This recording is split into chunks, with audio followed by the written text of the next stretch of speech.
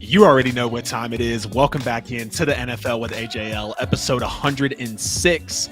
We're live on a Tuesday. You could have been anywhere else in the world, but you're right here tapped in with us on the show. And as always, we are forever grateful for your support here on the podcast. Hope you guys have had a great week so far. I know it's early on. June is quickly approaching, so I hope May has taken good care of you. We got Memorial Day coming up. We just had Mother's Day pass us by. So again, hope life has been blessed for you guys, and thank you for taking some time to jump into the podcast as we always put on here on Tuesdays for you. Before we get started, y'all please make sure to like and share the stream wherever you may be watching the show. Subscribe on YouTube, hit the bell so you never miss a post on YouTube. You can also check out that QR code in the corner of the screen or the link tree down in the description. That's every bit of our social media and podcast content at NFL with AJL. I promise you, if you can't find us, you're simply not looking hard enough. We've got an absolutely packed show for you guys tonight as Brock Purdy gets the absolute bag as Mr. Irrelevant, the dead last pick in the NFL draft from a couple years ago.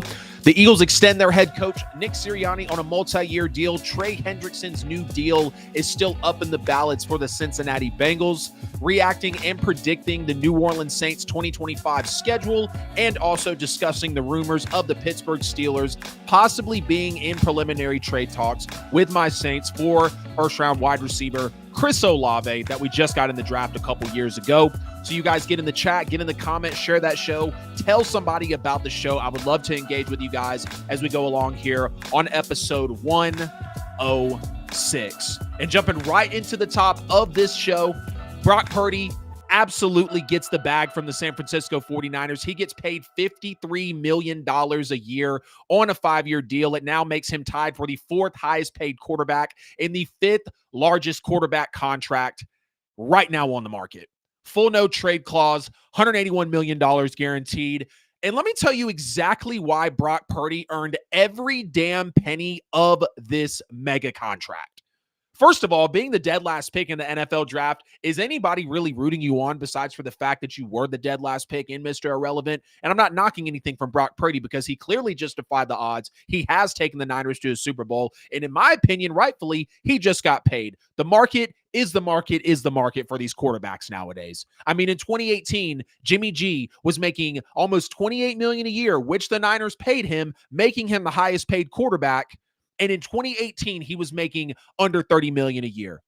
Not even 10 years later, you have the highest paid quarterback being $60 million. Brock Purdy, the dead last pick in the draft, making $50 plus a year. The market is the market, guys. It's going to be paid out to the quarterbacks that are performing, and Brock Purdy has done that. But let's take a look at some other quarterbacks who have not went as far and that are making more money than him. If we want to have this whole argument of Brock Purdy didn't deserve the payday. Dak Prescott, top of the league, $60 million a year. He's been playing for 9 years, 2-5 in the playoffs, and he's never made it past the divisional round. Joe Burrow in the league for 5 years, much better, 5-2 in the playoffs, 2 AFC championships, and he's been to its Super Bowl. Josh Allen also making $55 million along with Joe Burrow. Josh has been in the league 7 years, 7-6 in the playoffs, 2 AFC championships, but no Super Bowl appearance compared to Joe Burrow doing such. Trevor Lawrence at number 4 in terms of highest paid per year, $55 million a year, 4 years in the league, 1-1 in the playoffs, and he's never made it past the divisional round. Jordan Love, also $55 million a year in the league for 4 years. 1 to 2 of those years, he wasn't really starting. So really just 2 years starting, a 1-2 record, never made it past the divisional. Again, all these quarterbacks I'm naming make more and are widely regarded as better than Brock Purdy. And this isn't a defense of Brock Purdy's better than these guys. This is a defense of why Brock Purdy earned over $250 million and over $50 million a year at the quarterback position, over $180 million guaranteed.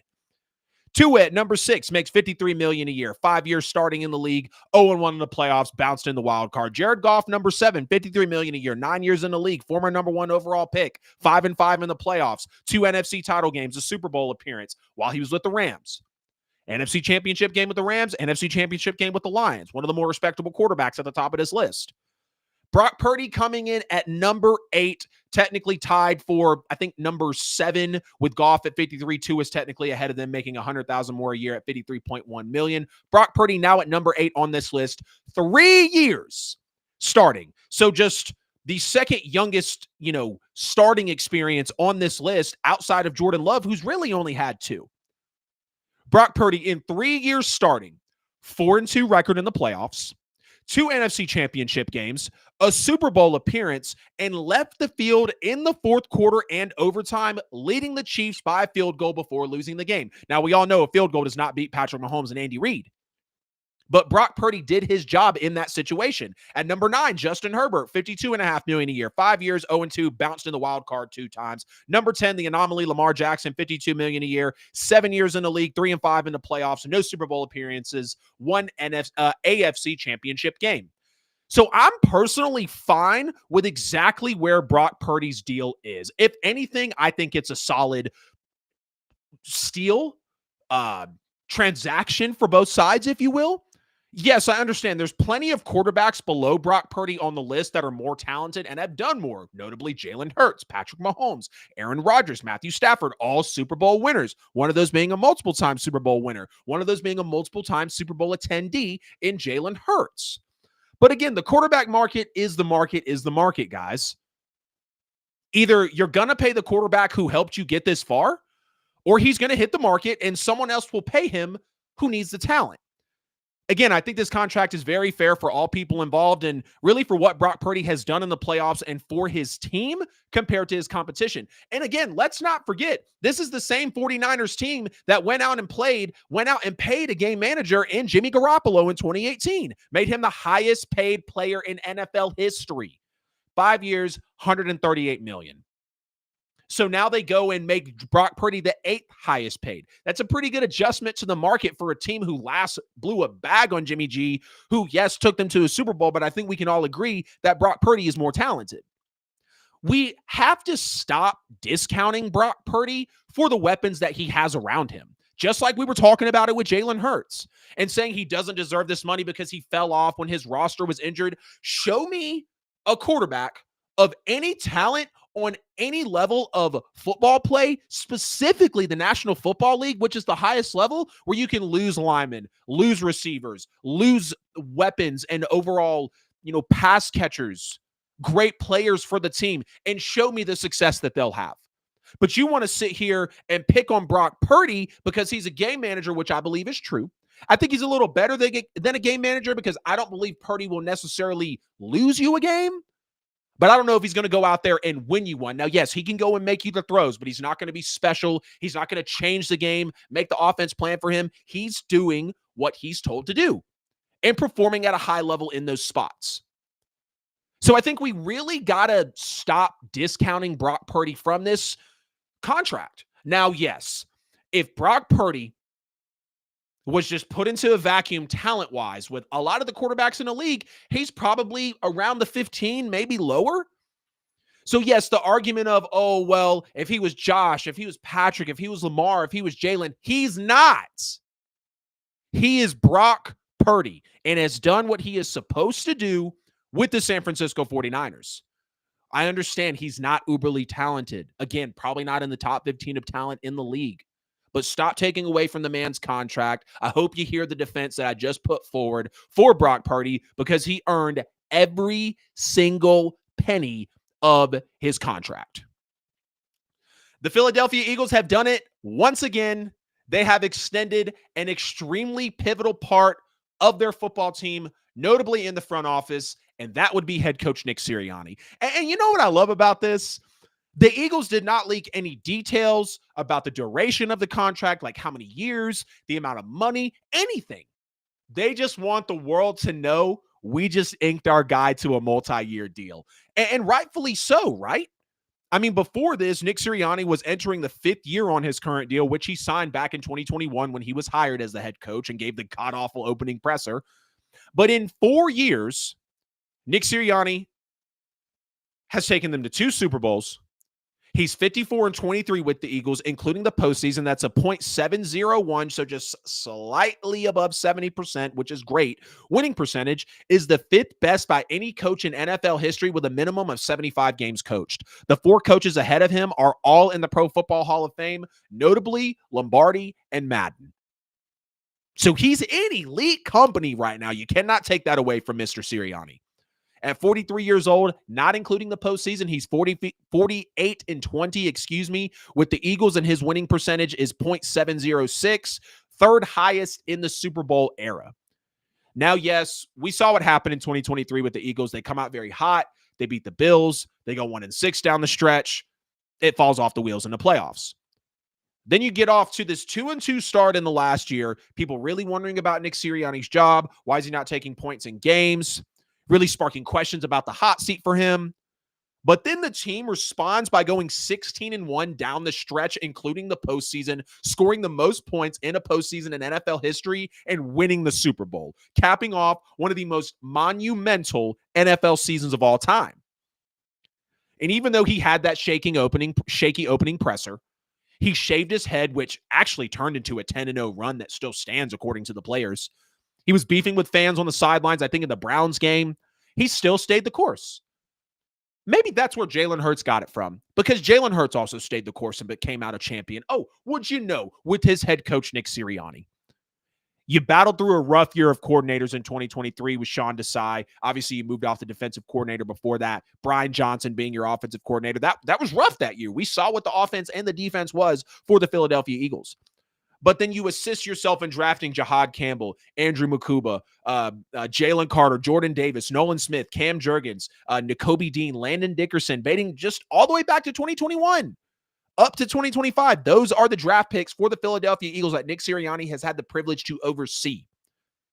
Completely bought into a polarizing quarterback in Jalen Hurts and really helped mold him into a Super Bowl MVP, into that caliber of quarterback. Now, yes, Shane Steichen had been through the building. Brian Johnson had been through the building. I don't know the offensive coordinator off the top of my head, but him being the former quarterback coach, like they've been through the building to help Jalen as well. You make it back to the Super Bowl against the same quarterback and head coach after narrowly losing to them a couple years before, when your star quarterback outplayed them the entire time. And he did it again. You made it back against the same quarterback and head coach, and you exacted revenge, one of the few NFL teams to do that. Again, making NFL history. It doesn't have to do with Sirianni at this part, maybe technically, but the youngest ever defense to win a Super Bowl. And again, having the best postseason for points per game, points scored, alongside one of the best seasons of all time. So, again, no problem with Brock Purdy getting paid. No problem with Nick Sirianni getting extended. I hope he's being paid absolutely handsomely.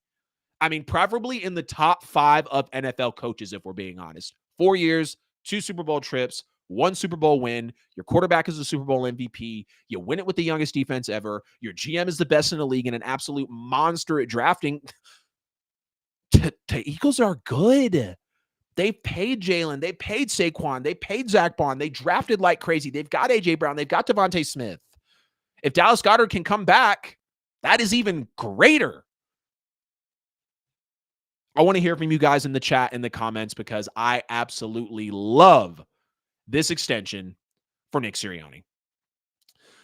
The Cincinnati Bengals find themselves yet again in a money talk. They've already paid Joe Burrow the bag a couple years back. They absolutely give Jamar Chase and T. Higgins the bag just a few months ago in the NFL offseason. And now it is coming down to Trey Hendrickson, one of the best, arguably the best pass rusher in the NFL right now.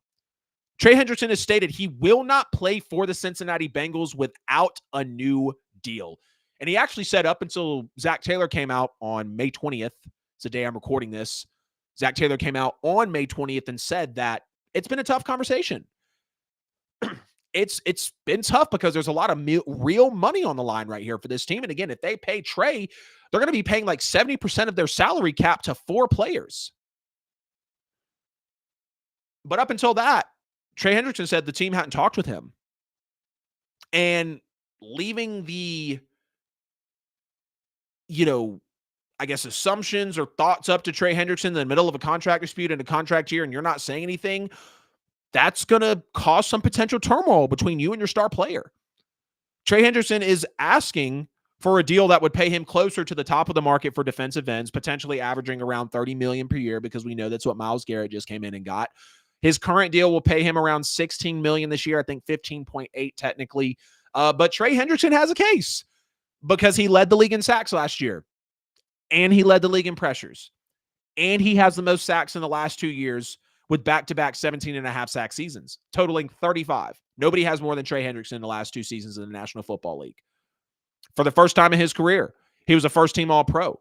For the first time in his career, he was a Defensive Player of the Year candidate, if I am thinking that correctly. And outside of 2022, since he's been in the black and the orange with Cincinnati yelling "Who Dey," not "Who Dat," where he came from, he hasn't had less than 14 sacks in a season as a Cincinnati Bengal. So he's more than outplayed the 4-year, $60 million deal that he signed when he left New Orleans. I'll break it down like this for you. Within the last 5 years, Trey Hendrickson is third in total sacks. If you bump it up 1 year and go to the last 4 years, Trey Hendrickson is also third in total sacks. In the last 3 seasons, he is second in total sacks. Only Myles Garrett is ahead of him. Before that, when he was third in total sacks, only TJ Watt and Myles Garrett were ahead of Trey Hendrickson. In the last 2 seasons, nobody has more sacks than Trey Hendrickson with 35. And in the last season, Trey Hendrickson led the NFL in sacks with 17.5. What more can he do? Get him to the playoffs and he'll perform for you. We saw it in the Super Bowl. We saw it in the first year when I want to say that was Trey Hendrickson's first year when he put up the 14 sacks and Cincinnati went to the Super Bowl. Oddly enough, I do expect Trey Hendrickson to play for the Bengals in 2025. I don't know, what it is necessarily internally that's really making me believe that, but it's not that I don't see a team trading for him and giving him 28 to 32 million a year, whatever he wants. It's not that I don't see somebody trading for him. I just believe that Cincinnati's going to work harder to get the deal done in-house than they would rather outsource it and have to deal with draft collateral. And again, because Trey Hendrickson has said, I want to believe it's not personal, but at some point, it does start to feel a little personal. And when he met a week ago with reporters, which is May 13th, he was wearing a golf cap, blue polo t-shirt, talking to the media for about 20 minutes. Again, Trey Hendrickson's 30 years old, so we understand that, he is getting up there in age, but he's still performing at a very high level. And, Trey said that being told he'll be fined if he doesn't attend mandatory minicamp 30 days in advance of said minicamp tells him that the team has really no plans to negotiate a new contract with him in the meantime if, that is your final statement. Hey, we need to see you here or we're going to fine you. But we're not talking about my contract. And again, Trey has said it. At some point, it starts to become personal. I mean, we are talking about, again, a first-team All-Pro, a 4-time Pro Bowler, a league leader in sacks and pressures last year. Nobody has more sacks than Trey Hendrickson in the last 2 years in the NFL. And Cincinnati had not had, besides when Jamar Chase came along, Cincinnati had not had a first-team All-Pro in 9 seasons. And Trey Hendrickson also wanted to, kind of refute reports that apparently, he was looking for a trade because he believes that he could garner a certain haul in a trade, and he wanted to debunk that, said there's no way of knowing that. We were told that they were looking for. We were told what they were looking for, and if it was 5 first-round picks, I would have agreed. Trey Hendrickson doesn't want to make it difficult to get traded if, that's what comes along. Last offseason requested a long-term deal, then a trade before he ultimately participated in off-season workouts. So this is kind of something that we have seen within the last year from Trey. But again, rightfully so. He wants to make his money. He has every claim to go get his damn money. I mean, he even did the Bengals a favor in 23 and signed a 1-year extension on the 4-year, $60 million deal that they lured him away from the Saints with. And even Trey goes on to say that if he didn't, here we go. Hendrickson casted doubt on his ability to explore in free agency if the original deal he had signed in 2021 had expired and he didn't sign the extension. I think if I didn't take that deal, we're talking about franchise tagging the 30-year-old, right? That's the magic number. He's not wrong. He's very smart. He's got good representation. And he understands that is something potentially that could have happened. So he had to not necessarily buy into that extension, but his representation probably told him, look, this is going to be the best situation for you. And you just need to go play as hard as you can this year. And we will look to get you a contract in the following year. Let's talk about some potential post-draft trade destinations for Trey Hendrickson if for some reason he's not able to reach a deal with the Cincinnati Bengals. I've seen a lot of news about the Arizona Cardinals possibly being a serious contender or a serious playmaker candidate, if you will, in the Trey Hendrickson sweepstakes because they went out and they paid good money to Josh Sweat. They drafted Walter Nolan, who I thought was one of the best defensive tackles in the draft, and unanimously a lot of people did too. They were even interested in Mykel Williams before the Niners went ahead and got him. They've still got $30 million in cash in 2025 to spend, and apparently that's what Trey's looking for. You got the Green Bay Packers as well. They move off of Preston Smith during the 2024 season, so they could really use a good counterpart for Rashawn Gary and Lucas Van Ness, who's still young, coming off the edge as well. Plenty of money to spend, more than $31 million in 2025 cap space. And the draft was really all about bolstering Jordan Love's supporting cast with 2 early wide receiver investments. We saw the fans go crazy on social media about it. So now let's get to the other side and see what the Packers can do. The Washington Commanders, I feel like, are coming up on every trade destination for any player because they're looking for more talent. They have a rookie quarterback deal. Like, they are clearly all in to win it all right now. And I don't know if there's anybody out there that doesn't really think that they can if they get the right pieces in place, especially because of the quarterback that they have early on. They have Deebo Samuel. They went and got Laramie Tunsil, both picks that I thought were pretty solid. Obviously, they trade for Marshawn Lattimore last season. They have Trey Amos in the draft. They go and get Dorrance Armstrong, who's also up front. So if you bring in Trey Hendrickson, again, Washington really needs a star edge rusher, as they don't have one. Trey Hendrickson would be perfect in that role. And then also the Detroit Lions. They addressed their offensive line early in the 2025 draft. They also went and got depth as well. Now, we saw that they got Zadarius Smith last year at the trade deadline, had him be serviceable while Aiden Hutchinson was out for injury. Aiden Hutchinson's going to be back. I want to say Aleem McNeil also, if he's, is he a Lion? Yeah. Aleem McNeil's also there as well. You got $40 million plus in 2025 salary cap space still available. Detroit Lions, go get Trey Hendrickson. Green Bay Packers, go get Trey Hendrickson. Arizona Cardinals, go get Trey Hendrickson. Washington, go get him. There are plenty of places that Trey Hendrickson can play in this league right now with teams that are looking to win right now. This has been episode 106 of the NFL with AJL. I appreciate everybody jumping into the show tonight, as you could have been anywhere else in the world, but you were right here tapped in with us on the show. Y'all, please make sure to like and share that stream wherever you may be watching. Subscribe on YouTube. Hit the bell, please, and thank you, so you never miss a post.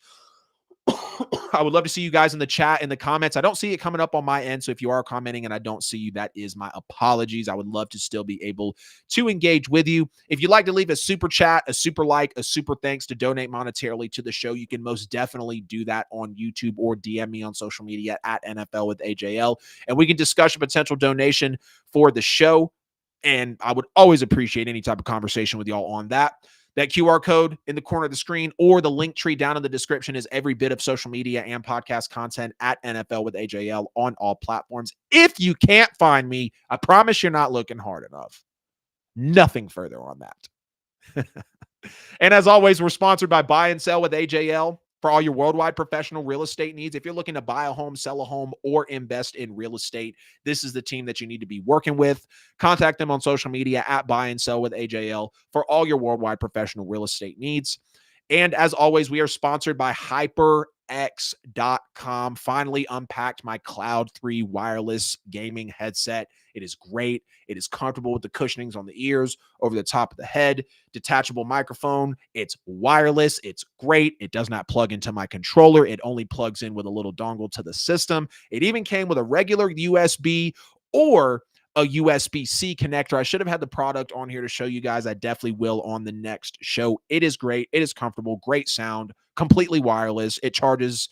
Obviously, when you put it on charge, it doesn't charge itself, as I was about to say. But HyperX.com, code AJL for 15% off at checkout for any of your podcasting, gaming, potential music recording equipment over there. It's not an extravaganza of such. I really think it's more of podcasting and gaming, but either way, HyperX.com, code AJL, 15% off. Let's get back into episode 106. And it is now entering into the Who Dat Corner. We'll discuss a couple of New Orleans Saints topics, and then we'll get out of here and be back later in the week with episode 107. The New Orleans Saints 2025 schedule has dropped, and boy, does it have some takeaways and things to discuss. As the Saints have no primetime games at all for the first time since the year 2000. Even in the awful years of Katrina. Even in the early years of Sean Payton, when we still weren't respected very much until that first season in 06, we had primetime games. We had primetime games in the Andy Dalton and the Ian Book years. And when Trevor Siemian had to come in, we've had primetime games through the last few bad seasons of the New Orleans Saints football. Really, of the franchise's history. But you know what that tells me for my Saints not having any primetime games?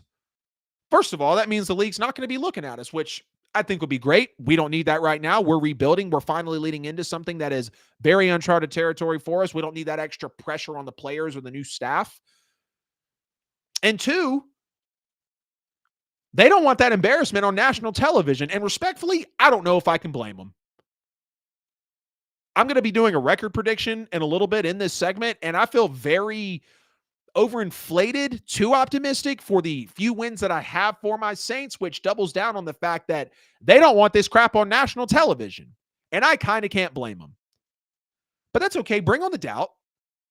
Pull the wool over your eyes. Don't take a look at us, because if we start making some noise at certain points in the season, I could see us getting flexed to a primetime game. The NFL will not turn away from a great story.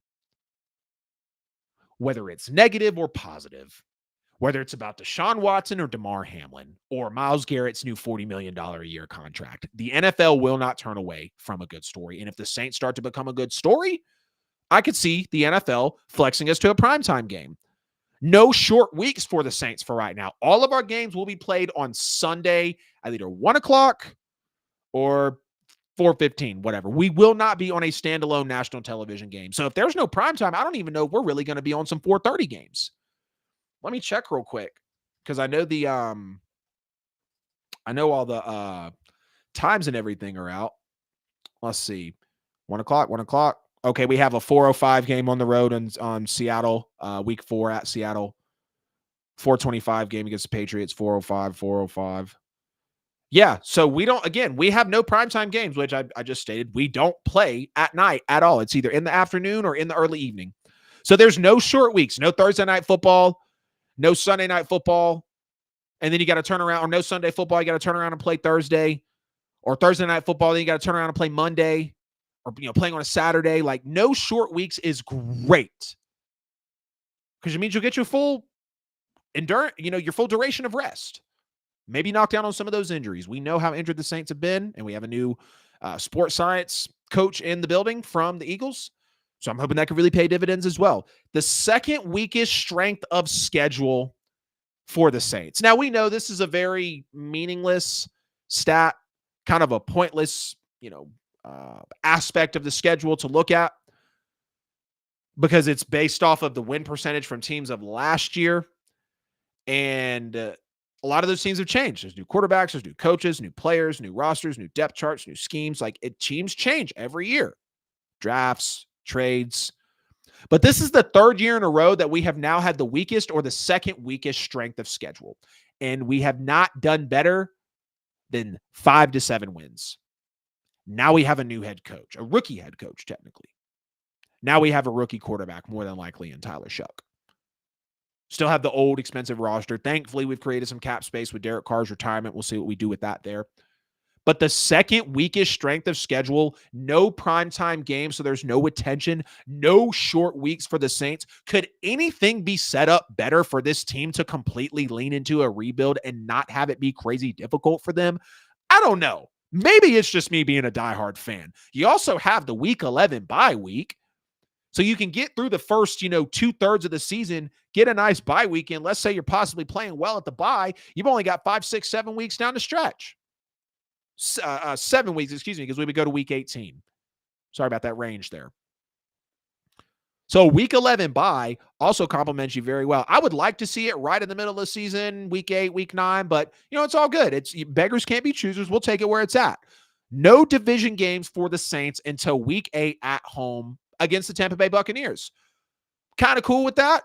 They do pack, 6 of our last, I think, 9 games will be divisional games. So they're definitely going to be packed in. Or no, let's see, week 18. So 60% of the last 10 games of the season are going to be divisional games, which is fine. I'd like to see them a little earlier, but if anything, give you the first half of the season to really click, not have those divisional wins count against you if you're not playing well. Again, no high expectations for the Saints. I think, again, I'll tell you in a little bit what range of wins I think this team has. But you having divisional games later in the year, I just think that's a plus because it lets you get the wheels on the bus before you start getting into the games that really mean something. The Saints have won 6 consecutive season openers, which is the current longest such streak in the NFL. And this is actually the first time in 7 years since 2018 that the Saints have opened at home in back-to-back games for the first 2 games of the year. So I love to see that. The Saints are only favored in 1 game next season as of right now, 8:39 p.m. Eastern Time, May 20th of 2025 when I record this podcast. They're favored in 1 game next season, and that's at home against the Jets, which I think is rightfully so. I think there are a couple of other games we could be favored in, like at home against the Giants. I think we could even be maybe favored against the Cardinals. It is what it is. It's just Vegas. We're favored by 1.5 against the Jets. Definitely just thought that was interesting. Your tough games, which you don't have a lot of tough games on the schedule, and your tough environments, you get those early on, really outside of the Rams coming up in the Rams come up in 1, 2, 3, 4, 5, 6, 7, 8, 9. The Rams come up in week 9. So really your front half of the schedule, you have your Rams, your Bills, your Niners. You're going to Chicago. You're going to Seattle. You're hosting the Patriots. You're hosting the Bucs. Like, it feels like a lot of your tough games are really up front because then again in the back end, Falcons twice, Panthers twice, kind of Bucs twice, Jets, Titans, Dolphins. And again, I just said it. The Saints have the second easiest schedule in the NFL, but those tough games and those tough environments come early. You're at Seattle week 3. You're at Buffalo week 4. You're at Chicago week 7. Those are a lot of cold weather states, so you're more than likely going to be getting those games middle to end of October, maybe early November, so it might be bearing on you a little bit, but you get those tough environments early rather than later before your bye week. Now let's get into a record prediction for the 2025 New Orleans Saints season. I've got the Saints going 6-2 at home, wins against the Cardinals, which is a fringe win for me. It could go either way.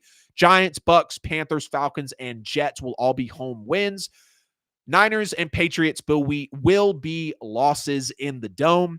The Saints are going to go 2-7 on the road. Potentially the only game they could win, I believe, on the road is going to be the Miami Dolphins. They could beat the Titans in Tennessee, which I think that's a fringe game. I just think Cam Ward's possibly better than any quarterback we have on the roster, and Brian Callahan has already been a coach for a little bit.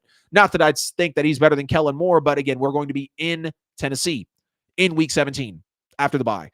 Now, the losses on the road, the Falcons, the Bucs, the Panthers, the Rams, the Bears, the Bills, and the Seahawks. I think that is, not explanatory there. I do believe we could mess around and beat the Bears, but I think Ben Johnson might be a little higher than Kellen Moore right now. And again, I believe Caleb Williams he is better than any quarterback that we have in our room right now.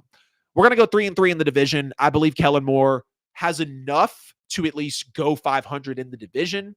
Maybe 2-4, but I'm confident we can go 3-3. We're going to split with everybody. I think Kellen Moore, if he doesn't get it on the first time around with the division games, he'll make the adjustments. He'll know the opponent. He'll be able to correct it on the back end. So overall, the Saints are really anywhere between a 6-11 and an 8-9 team, but that's solely because of the schedule. We still have a rookie quarterback.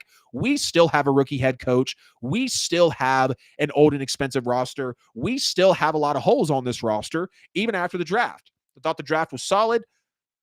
But the 6-8 wins, maybe you could float between 5-7, is solely because of your second easiest schedule in the NFL. I have the Saints starting 2-5, and I think there's a good chance that the Saints could be maybe 7-8 walking into the last 2 weeks of the year, and who knows what could be happening at that point. I don't really anticipate the Saints being 7-8 walking into the last 2 games of the year. But if they are, all things considered with how this offseason has been and the expectations at this point on May 20th, I'll take it. I would happily take it.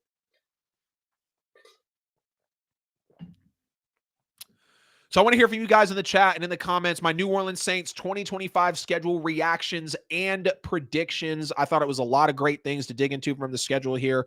It's actually the first time I've kind of looked at the schedule that way instead of trying to, really take a look at everyone's. I do want to talk more about the schedule on a later episode here on the show. I know we've got some time to be able to do it. Let's get into the last topic here of episode 106 of the NFL with AJL. There are rumors of the Pittsburgh Steelers being in very early trade talks with the New Orleans Saints about Chris Olave, the Saints' former first-round wide receiver. Well, he is a first-round wide receiver from just a couple seasons ago. And let's just talk about Chris Olave as a player. Good athlete, speedster, one of the top picks of his class, one of the better picks at the, better players at his position in the class.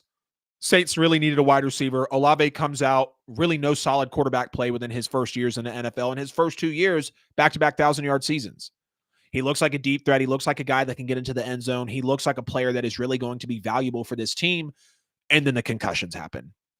And the concussions were really concerning because we saw Chris Olave, what looked to be, get knocked out cold on more than one occasion.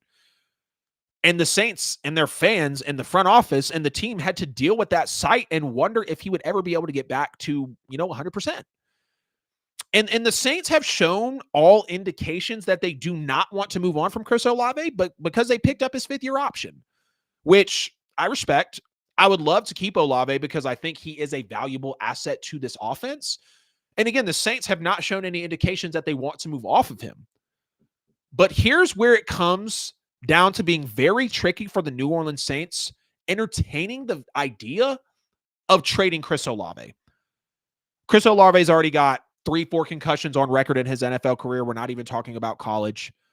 He is a little, skinny. He does have some durability issues that we just talked about there. You picked up his fifth-year option. With his fifth-year option being picked up, that means he's in a contract year. So after the 2025-2026 NFL season, Chris Olave is going to be looking for wide receiver one NFL type money. And when you start to look at wide receiver one money in the NFL, it gets up there. I mean, I don't think he's going to ask for $40 million a year or $35 a year or 34 or 32 with, DK and CD and Jamar and Justin Jefferson and AJ Brown. But if Chris Olave comes out and wants something to the tune of $25 to $27 million a year, I don't think the New Orleans Saints are in a position to do that, to invest what would be really a bad contract because the player is not durable. And again, when you look to have something tradable, you're also trading for the contract. How has the player performed? The Saints, who are financially irresponsible with the salary cap, would then be up to be paying a 2026 NFL wide receiver market value to Chris Olave, which I don't believe is very productive. Chris Olave, much like Marshawn Lattimore last year, is one of the few, if not only, it makes sense tradable contracts on this roster. And if someone comes in and offers you two second-round picks for Chris Olave, a second and a third, a first and some, if they just say a first, done. If they just say a first, take it. I don't believe the Saints would get a first-round deal, but it's a double-edged sword. It's a catch-22 with Chris Olave because good player.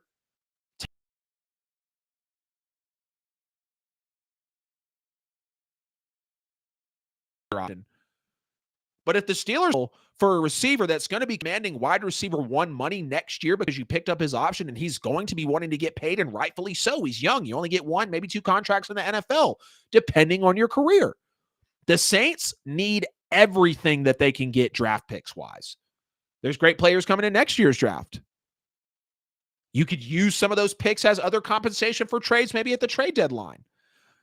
Because outside of Olave and Kamara and Cam Jordan and Demario Davis, and maybe if you want to throw, Tyrann Mathieu in there.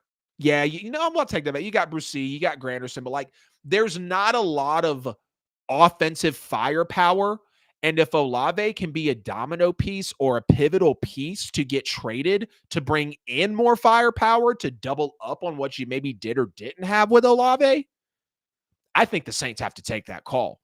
It's nothing personal against Olave. It's strictly business.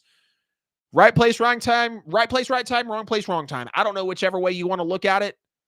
I know Olave probably wants to be a Saint. I would love for Chris Olave to stay a New Orleans Saint. I really would, because again, I believe he could be a pivotal part to this team. But if someone is offering a trade that benefits you and gets you out of paying an injury-prone player that will probably not want to be traded for if his ways don't change for durability, you have to take that deal. That was episode 106 of the NFL with AJL. I appreciate everybody jumping into the show tonight, as you could have been anywhere else in the world. Before we get out of here, y'all please make sure to like and share that stream wherever you may be watching this show. Subscribe on YouTube, hit the bell, please and thank you, so you never miss a post. That QR code in the corner of the screen is every bit of social media and podcast content. The link is also down low in the description. It is the link tree at NFL with AJL on all social media and podcast platforms. We talked about Brock Purdy getting paid. We chopped up my New Orleans Saints schedule and Chris Olave trade rumors. The Eagles extended Nick Sirianni. And what in the world are the Cincinnati Bengals actually going to do with their star pass rusher in Trey Hendrickson? Again, like and share, follow on social media, continue to engage with us. I love you guys. I need you guys. As always, I will see you guys in episode 107 of the NFL with AJL. We will see you guys soon.